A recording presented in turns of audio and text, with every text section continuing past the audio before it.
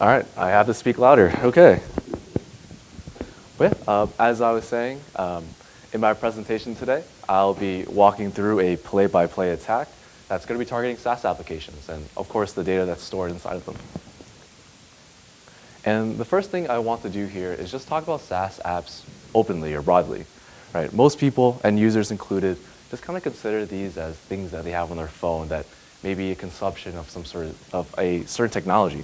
But really, most organizations have tens or hundreds or possibly even thousands of SaaS applications. I work at Verona Systems, and we have about 300 or so 300 or so SaaS applications to both deliver our business, but to fulfill our company needs internally. So just kind of a show of hands here. Anyone in the room here think they have at least 10 or so SaaS apps at the organization? Okay. How about over 100? Okay, quite a few. How about over 1,000? Well, unsurprisingly, right, SaaS applications are pretty proliferated across a lot of organizations. And you'd be surprised at the number that you might have, both sanctioned or unsanctioned. But what is about these SaaS applications that make them so important or make everything that we're talking about so important? And it's really the data, right? Anytime we're talking about data, I'm not just referring to the files or the folders that are stored in these SaaS applications, but things like codes or objects or opportunities or anything that exists in these different SaaS applications that we consume today. And what makes it so valuable is collaboration, right? Right now, the world is built upon sharing things with others. So when we talk about all these different file types or data objects, we naturally need a solution that allows collaboration across these different data types and objects as well to fulfill, of course, all the different business needs that we have today. And as we all know, SaaS makes this collaboration really, really easy. And I'm sure everyone in this room right now could potentially send out some data to anyone else in the world just from their own work laptop. And sometimes there are, quite frankly, very limited controls that are in place that allow perhaps too much of the sharing. And so at Varonis, we run what's known as risk assessments or evaluations of our technology. And every year we publish some of the trends and findings that we have across the hundreds or even thousands of assessments we do across various organizations, verticals, and organization sizes. And what we found in 2022 alone is that 81% of the organizations that we worked with had some sort of sensitive data that was either exposed to everyone in the entire organization or even publicly to the entire internet. And when I mean sensitive, I'm referring to things like HIPAA data from hospitals, PCI data from retailers and manufacturers, social security numbers and PII, and things of those nature that we definitely and absolutely want to make sure as security practitioners we want to keep locked down. And on top of that, we also identified that on average, the average company had 10% of all their data in their SaaS applications or in the cloud exposed to every employee. So another way to think about that is 1 out of 10 of your data is exposed to everyone in your organization. So let's say, for example, I'm an intern that just started in your organization today. I would have access to 10% of all that data, sensitive or not sensitive. And on top of that, we also saw that a lot of this data, or all of these SaaS applications, were also wrapped up in 40+ million unique permission structures, each dictating or allowing specific access to this data or what you can do to that data, all of which were being administered by, on average, 33 super admin accounts. And for those who may not be familiar, these are essentially highly privileged accounts within these SaaS applications. And surprisingly, we also saw that many of these super admin accounts were not protected by MFA as well. So with all of this context, right, it's clear to see the difficulty that lies with protecting and securing these SaaS applications. And we haven't even gotten into our attack scenario yet. So as you may have guessed, SaaS applications today are commonly being targeted by attackers, right? Which brings us to our attack scenarios today, where I'll be walking, again, step by step on how attackers can look to compromise SaaS applications and steal the sensitive data that we want to protect. And we love to showcase these specific scenarios because my team is oftentimes being brought in to investigate data breaches. And when we see novel or interesting or unique techniques being used time and time again, we recreate these tactics and simulations to help our customers best prepare against them. So Our attack scenario that we'll be talking about today is known as the single sign-on imposter.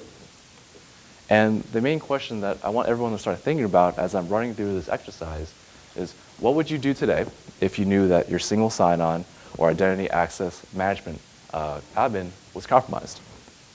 And some other things that we may want to consider as we go through this attack is, if this event were to happen, let's say for an application like Okta, what could you do today to really find out about that? How could you come to that conclusion, and are you familiar with how long that would take you? We also want everyone to start thinking about the concept of the blast radius, right? So when people think about their attack surface, i.e. the things that could be attacked by an external attacker, the blast radius is something different. The blast radius is the potential damage any attacker could do if any one user, device, or application is compromised. Right? What is the potential damage that this attacker could do? How much information can they get to? And what could they do with this information? So to go back to our previous statistic where we saw 10% of all data being exposed to an organization, on average, 10% of all data being exposed to an entire organization, that in a way is the blast radius that a very simple end user could cause if that one user themselves was compromised. And I'm hoping as I run this attack here today, everyone is going to start thinking about, how can we proactively reduce what's known as this blast radius, or even implement the right detective or response controls to be better prepared.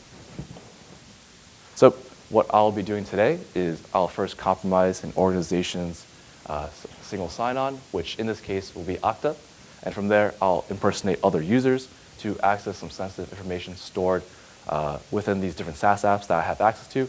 And of course, as an attacker, I'll be stealing that information as well. So we'll first start out in our reconnaissance phase here with our custom script that we'll be using to scan for any secrets such as API keys, credentials that may be exposed by this organization. And as you can see here, we scanned through Salesforce, did not find anything else publicly exposed, but we did land on a GitHub repository here that may or may not contain some secrets. And if this process seems fairly simple, it really is because it is simple. Right? There are a lot of free tools, YouTube tutorials, and guides out there that allow attackers and blue teamers alike to do this same sort of activity. And the idea here is, rather than relying on something much more complicated or intensive, let's just go for the low-hanging fruit. Let's just see what these organizations themselves are sharing. And what we find is that enterprises that do this happen, unfortunately, way too often. Right? If we think back to March of this year, GitHub themselves, like as of GitHub.com, they accidentally exposed one of their private SSH keys on a publicly accessible GitHub repository of their own. So if I was a crafty attacker, I could have easily looked that up, saw that, and then impersonated GitHub.com, and unfortunately may have done damage or could have done damage to any customers that use GitHub. So going back to our attack here, we're just going to go ahead and click on that link just to check it out. And as you can see here, it looks like we found a service token, which is something that, as an attacker, I definitely want to take advantage of. And for those who may be unfamiliar with a service token is essentially a key that is mapped to a particular account that allows us to perform actions via an API without the need to, of course, manually provide credentials with each request. So now that I see the service token, I'm going to go ahead and copy it, and I'll also grab the URL that I'll be using with my tool known as Postman to make API requests towards.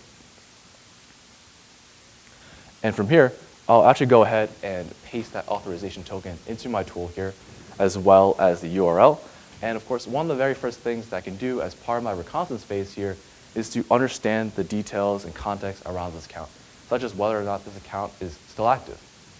And looks like it is. I can also grab the context here in terms of the email, some more information, but more importantly, the Okta ID, which I will now be using to leverage as further in my attack here. Copy that. And then from here, I can do a simple GET request to just simply list out all the permissions associated with this account. And as you can see here in a short minute, looks like this token was associated with an active account, but also at the same time, a super admin account, right? One of those highly privileged accounts that we talked about before that may or may not be sprawling across this environment. And unfortunately, this is something that we see quite often, right?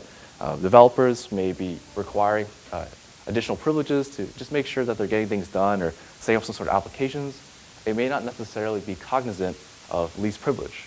We see this oftentimes with on-prem environments, right? Think about all the service counts that we have out there that may be domain admins or may have additional privileges as well. But to go back to our attack here, we now have an ID, we have an authentication token associated with a superadmin in Okta. And at this point, I could just take the superadmin and run with it and carry out the rest of my attack. But I'm going to be a little bit more crafty here, especially on the off chance that this organization may be monitoring the superadmin. I'll create a new backdoor user to establish persistence and carry out the rest of my attack. Is the volume okay? Yeah, I think Great. Thank you. Thanks, Joe. It just kicked up. Appreciate it, guys. But as you can see here, I've gone ahead and created a new user. This new user's name is David Miller. And with this newly created user, I'll also make it a super admin as well. And now that I have my own super admin account, I can start using this as a gateway into everything else. And so I can now log into Okta using this newly created user and start changing app assignments. Again, as a single sign-on here, I can effectively use Okta to move laterally to other cloud applications. However, instead of using David's email address, I'll actually be taking the email address of an already existing user. Because if you remember, David is not a real account. He's just a fake backdoor account that I've just created. And so he doesn't really have access to his organization's Box, Salesforce, GitHub, and so forth. So what we'll be doing here is known as impersonation. I'll be impersonating a real user, Jerome, to access all these different applications upon Jerome's behalf. And this is why super admin rights in Okta are so dangerous. Since all these SaaS apps are already federated through Okta, as long as I have the right permissions and this user's email, I can effectively access all the different apps that under any user context. And for example, we saw this happen live during an investigation where, unfortunately, an organization's Okta environment was compromised. We saw this attacker move from Okta and start accessing data associated with the CEO or CFO of his organization, which, as you can assume, would have some very proprietary or sensitive data. And how did they accomplish that? Well, in a very similar manner, right? They had the permissions there, and I'm sure they probably just looked up the email on LinkedIn or a company's website and so forth. And so, this is our phase one of our attack here, right? We've established a foothold, and we're now beginning to move laterally. So how will we start picking up on this, right? Well, of course, the very first step that we took as an attacker was we saw that secret that was publicly exposed in a GitHub repo. Well, I think the first detection that we would want to have in place is secret scanning, right? Making sure that while we may need to have publicly exposed repositories normally, ensuring that these repositories are safe to be publicly exposed. From there, we can also detect access to Okta or GitHub from suspicious geolocation or suspicious IP, but we know that attackers can be crafty, right? An attacker, especially if they're highly motivated, could have looked up the last photo you placed on Instagram when you're eating dinner with your wife, and then may have just spoofed that IP address to jump from a VM that's relevant to your location. And of course, one last thing that we can look for as well is the direct assignments of Okta applications, right? And that's when I, as an admin, assign another user's user access to my own Okta page. And of course, there may be legitimate practices or purposes to do so, such as maybe a support team looking to troubleshoot things for end users, which really states the importance of, one, having the logging there to determine that, and two, as well as having the process to make sure that this is sanctioned as well. And as you can see there are really just huge advantages for attackers to focus and set their sights onto Okta to compromise data or compromise other aspects of the organization. Just like how it is advantageous for an attacker to really focus on on-prem Active Directory. And this could really explain why we've been seeing some really big names in the headlines recently involving Okta breaches or Okta being breached in organizations. Such as, I believe, just last September, MGM Resorts and Casino, they were breached when attackers were able to exploit Okta Sync servers, which were on-prem servers that replicate Active Directory to the cloud, or Okta. From there, they were able to compromise a privileged account that they used to unfortunately launch ransomware, shutting the business down and costing MGM at the current record right now about $100 million in damages.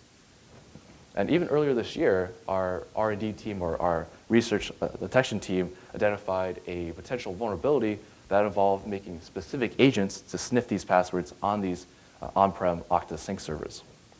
And then even more recently, this actually just happened last week, Okta themselves was breached when attackers took advantage of a vulnerability for their support site and stole access tokens that allowed hackers to do what we just did right there, impersonate other Okta customers and carry out an attack like what we're going to be seeing today in our simulation.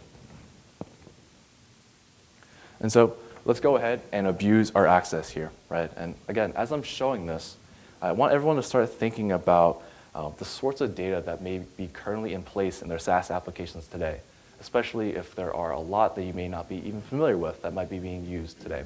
Right, so what types of data are being stored in each SaaS app? Which ones contain sensitive data that you want to be more wary of? And which ones do you simply just not know or can confirm that there may or may not be sensitive data? And if you are struggling to answer these questions or may have not even answered these questions before, it can be difficult to respond to attacks like I'm about to show right now. And so now that we have all those apps assignments and are logged in as our backdoor account, well, let's go ahead and just log into all these different applications and see all the different data that I can steal here.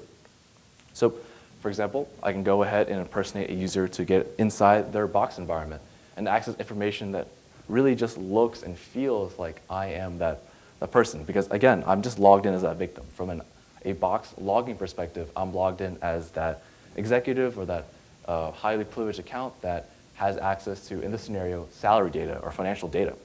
And again, I didn't have to compromise this particular end user. All I had to do was just load his Box essence or his Box account in my Okta portal and just launch Box as this user. And again, it looks like Jerome has access to a lot of sensitive data. And now as an attacker, I can quite simply steal this and leverage my access here. From here, taking advantage of Box's collaboration capabilities, I can simply just share these files out on the internet and grab them whenever I like. And just a show of hands here, who allows public sharing on their SaaS applications? So thinking of like anyone links in Microsoft 365, sharing things out with Google, sharing things out for Box. I appreciate all the brave hands that stick their hands up because again, it happens fairly often. There may be a business need for that.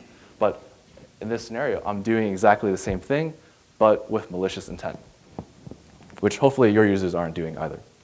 But how do we pick up on this? Well, one of the very first things that I want to get everyone thinking about again is how do you control collaboration today, right? The concept of unrestricted sharing between employees and external users is not something that we want to leave unchecked.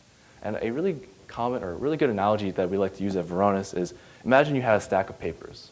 And among these stack of papers, there was a sheet that had, let's say, some very proprietary information or some very secretive, sensitive information. Would you just let an average employee take that stack of papers and walk out your door? No, right? But unfortunately, that's what we see with SaaS apps and the way that they collaborate with other users today. Another detection that we should consider are sharing publicly via anyone links, right? These are effectively links that you are sharing out to the public, and as long as someone has that link, they have all the access rights they need to download those files, right? Should your users be able to share information that way, especially if it's sensitive data? Perhaps the answer is no. So why stop here, right? We still have a lot of access. Unfortunately, this organization doesn't have the logging to capture me or detect this. So let's go ahead and see what other impersonation I can do, especially in AWS. And similar to Box, I can log into AWS from here. I can identify S3 buckets that are currently at play or at use in this organization. I can take my time to peruse through these different buckets to see which ones are publicly exposed, which ones aren't, and perhaps for good reason, since they may contain back-end production or sensitive customer data. And once I've done my research and prepared my scripts and my computers to pull data, I can just simply go ahead and expose these buckets to public. And then I can also go ahead and maliciously change my permissions to make my job easier, like turn on list and read permissions to everybody.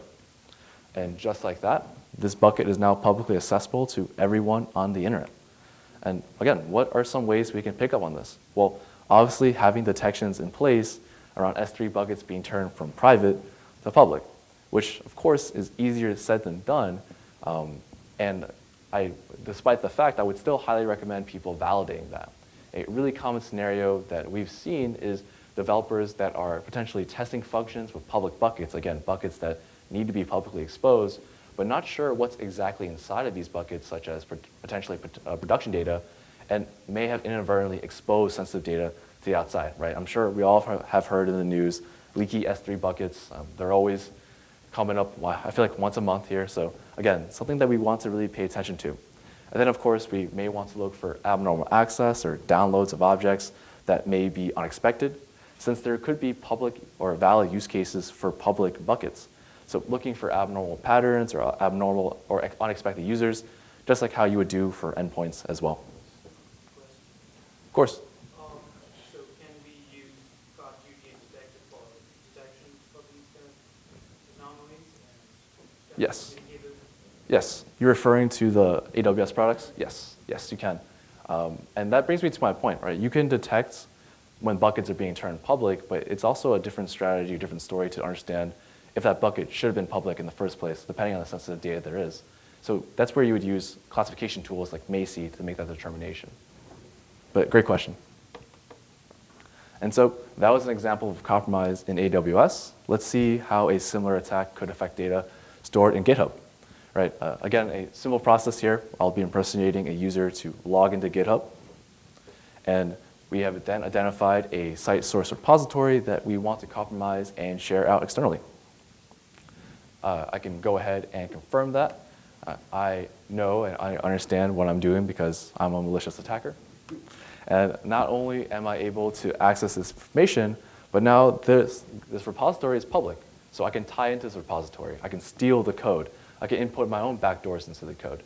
And if this code is being used by your clients or other organizations, well, this could be the beginning of a supply chain attack, right? Similar to what we saw with SolarWinds. So what are some ways that we can pick up on this phase of the attack? And really the scary thing here is, again, outside of potentially a suspicious logon from an abnormal geolocation or IP, there really isn't too much going on here. Of course, having a good understanding of which repositories are public and not private, or public or private, including the ones that may contain sensitive data, that's going to be key here. And this brings us to our last and perhaps our most important SaaS application, Salesforce. Right? I'm sure as we all know, Salesforce is oftentimes a prime target for attackers because it stores a large amount of sensitive data, including customer names, addresses, contact information, financial data, credit card numbers, bank account information, or even confidential business information like leads or contracts or product roadmaps. And so I can go ahead here and abuse my privileges to see what I have access to data here already.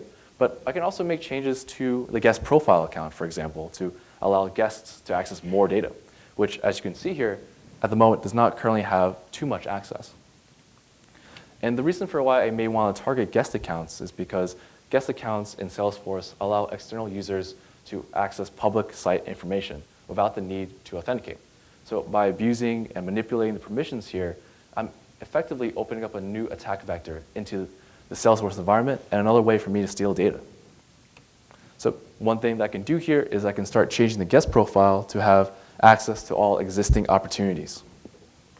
I can even implement a rule here, a sharing rule, that if a new opportunity object is created, we're actually auto-adding the guest to it. And now I can generate or access all these different opportunities, which for any revenue-generating organization is considered essential private data.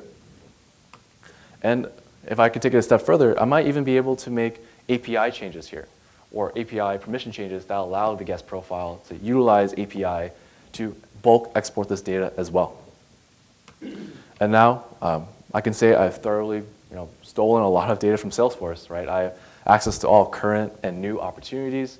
I can see as they're being created, and I effectively have full visibility into this organization's capabilities to generate revenue.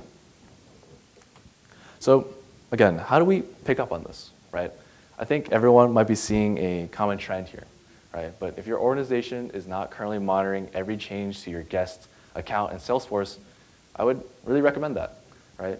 Such as making sure to review these permission changes, especially if we're adding API access, which I can't imagine anyone would want API access to a guest profile, as part of an overall change control process. Another important detection would be to monitor your most important objects in Salesforce, like your opportunities, right? Speaking as a vendor ourselves, right, this is really the crown jewels of any revenue-generating organization. And one thing that I want to get across today, right, one takeaway that I want to get across today is, quite frankly, the threat landscape has changed. Right? Gone are the days where we would set up a perimeter with controls around our centralized data. Right? With the advent of SaaS applications, remote working, and the ease of collaboration, this one centralized data is now everywhere. It's in the clouds, I guess. So having a good understanding of where your data lies, sensitive or not sensitive, and having a good understanding of controls around them, that's going to be really key to reduce your blast radius and your overall risk profile your overall risk profile to when it comes to storing this sort of data. So at this point, we've thoroughly compromised this environment. We've exfiltrated a whole lot of information. And if you consider the environment we just attacked, which consists of multiple SaaS applications, these were really all built with collaboration in mind, right? Not only from an end user sense, but from an API perspective as well. On top of that, we saw, quite frankly, a lot of these SaaS applications containing a lot of sensitive information. And lastly, all managed by an admin who may or may not have least privilege in mind. And this brings us to the million-dollar question. How do we catch this? Or how do we start on the path to being prepared to catch threats like these? And so we've got a few tips here. But the very first thing I would say is the next week, really taking an inventory of all the SaaS applications you have, right? Both sanctioned and if possible, or both sanctioned and if possible, unsanctioned as well. You may be surprised by what SaaS applications you may have that are unsanctioned by your organization. I was working with an organization about a few months prior where their marketing team actually had a whole entire box tenant that they were using to share with other members of their team, but also externally. And the IT team that I worked with had no idea about that. And they were actually paying for that box using marketing budget. So things just to pay attention to. On top of that, once you have an understanding or inventory of your SaaS applications, understanding these sorts of logs or controls that are available to you if you need to perform investigations, if you need to perform, or if you need to value or detect threats like these, right? Of course, these are definitely things that you want to be on top of should you find yourself in an investigation or incident like this, right? You definitely don't want to be finding out about that when the incident responder is asking you, what have you seen so far? And then over the course of the next month, right, look at your organization-wide configuration settings. Understand what the average user can do in terms of setting things from private to public. And then next figure out where users have, for example, access to global or public accessible links, right? Review those and make sure those are necessary, especially when it pertains to sharing of sensitive data. And then finally, in the last 6 months, right, I encourage everyone to set policies on an app-by-app basis and in terms of what is allowed to be done on these applications, right? What type of collaboration is allowed? What types of data should be stored? And figuring out, again, what your monitoring goals are. Once we've gone to that point, I recommend setting up controls such as alerts based on policy violations or abnormal behavior that can occur inside each of these applications. And so if this is something that you may need help with, well, feel free to please stop by our booth. We have our lovely sales team here to help you out with that. But otherwise, I just want to say thank you everyone again for attending my little TED Talk today. And I'd love to open the floor to any questions you may have. Yes? Would you recommend impersonation monitoring in all your systems as well? Of course. The thing about impersonation is that it's oftentimes very difficult to detect. So instead of trying to monitor for impersonation in all of your systems, focus it specifically on tools like Okta, right? When I think about impersonation in Okta, you can look for specific IOCs, indicators of compromise, from things like suspicious user agents, suspicious services being installed, or even changes being done to, let's say, an on-prem Okta Sync server as well. And then, of course, as you can see here, while impersonation is hard to detect, if you have the right policies for how data is being accessed and shared, you can potentially pick up on that even if you miss the impersonation aspect, right? Because at the end of the day, attackers aren't here to compromise your Okta. They're here to steal the data that Okta provides access to. But great question. Of course.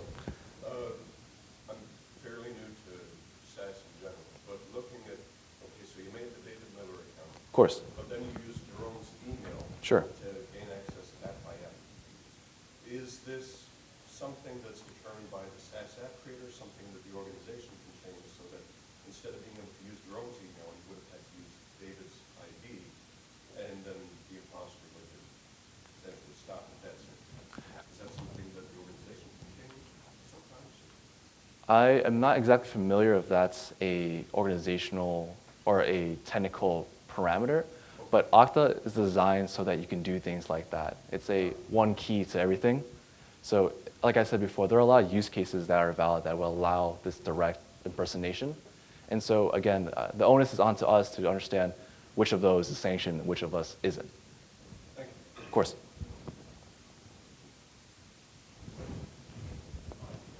Solution acts are relatively simple, Mm-hmm. and they're relatively simple to monitor for.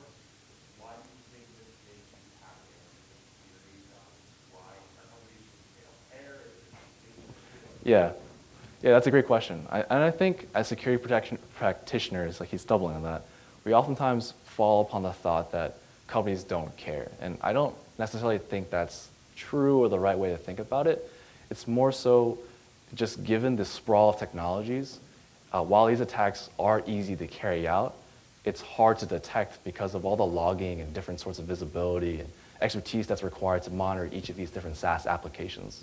And so, again, this looks easy to carry out because I compromised a single sign-on, but if you don't have the right controls to detect data access on your different SaaS applications, then by definition, it'll be difficult to detect after that as well. But that's an excellent question. Anyone else? Oh, you, sir? So in the first part of the attack, you used like a Python script to scan GitHub. Yes. How can you prevent that data of the service account to not be on GitHub, but for the previous employee that was using their service account and it was left there? Yeah. My advice for that is to use that very same Python script that attacker would use on the red team side. On the blue team side, just scan your own repositories. There are a lot of tools out there, like Git leaks, for example, is one that's publicly available. Scan your public repositories and make that determination yourself. Of course. All righty, folks. Well, thanks again.